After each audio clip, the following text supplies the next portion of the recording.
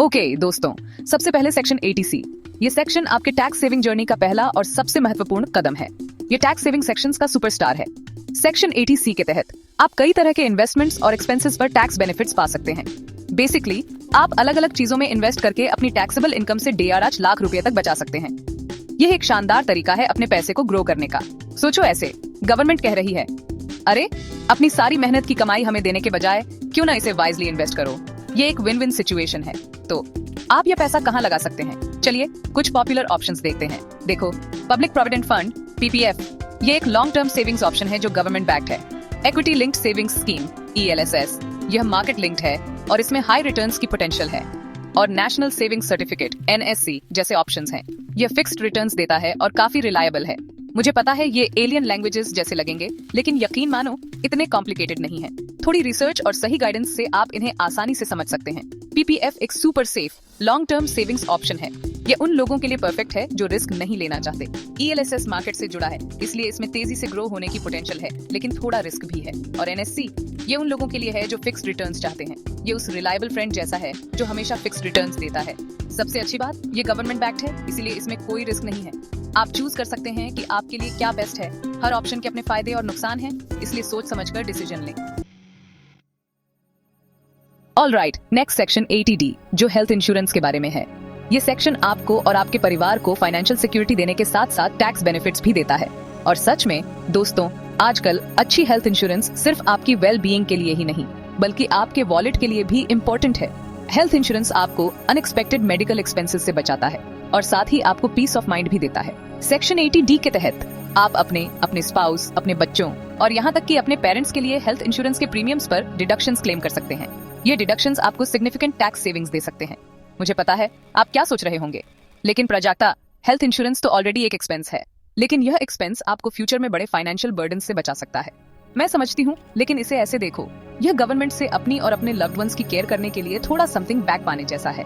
यह एक इन्वेस्टमेंट है जो आपको और आपके परिवार को सुरक्षित रखता है। साथ ही यह आपको टैक्सेस बचाने में मदद करता है, जो हमेशा विन विन है ना?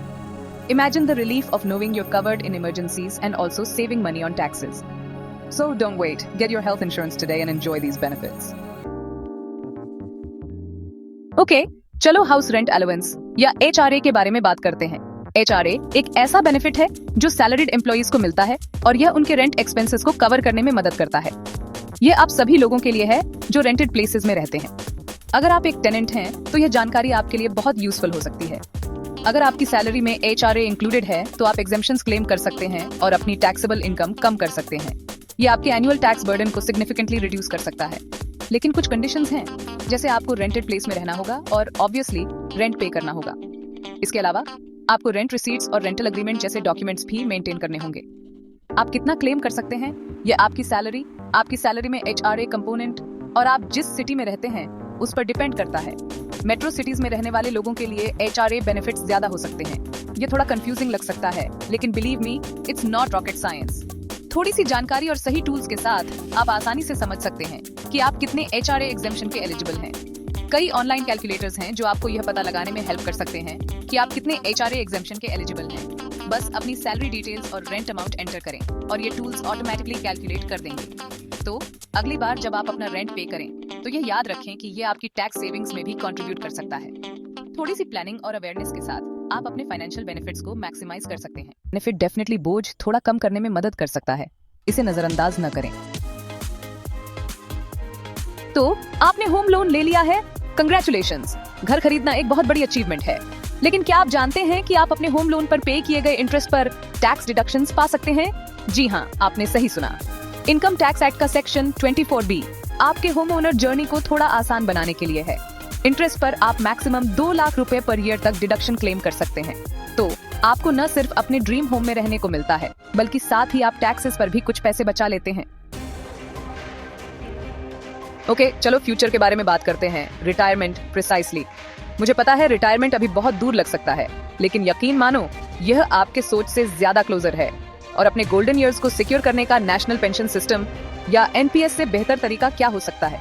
लेकिन यहाँ मेन बात है, NPS में इन्वेस्ट करने से न सिर्फ आपका रिटायरमेंट फंड बनता है, बल्कि इसके साथ सेक्शन 80 CCD 1B के तहत कुछ अच्छे टैक्स बेनिफिट्स भी मिलते हैं। आप अपने एनपीएस कॉन्ट्रीब्यूशंस के लिए 50,000 रुपए तक की एडिशनल डिडक्शन क्लेम कर सकते हैं। तो आप बेसिकली अपने फ्यूचर में इन्वेस्ट कर रहे हैं और साथ ही टैक्सेस भी बचा रहे हैं। कितना ऑसम है ना? तो लीजिए दोस्तों, ये थे कुछ सिंपल लेकिन इफेक्टिव टैक्स सेविंग टिप्स आप सभी सैलरीड रॉकस्टार्स के लिए। याद रखें, टैक्स प्लानिंग इतनी बड़ी स्कैरी चीज नहीं होनी चाहिए। थोड़ी सी नॉलेज और प्लानिंग आपको पैसे बचाने और अपनी मेहनत की कमाई का ज्यादा हिस्सा अपने पास रखने में काफी मदद कर सकती है। और कौन जाने, शायद आपको इस प्रोसेस में मजा भी आने लगे। ओके, मे बी मजा नहीं, लेकिन कम से कम यह टॉर्चर जैसा नहीं लगेगा।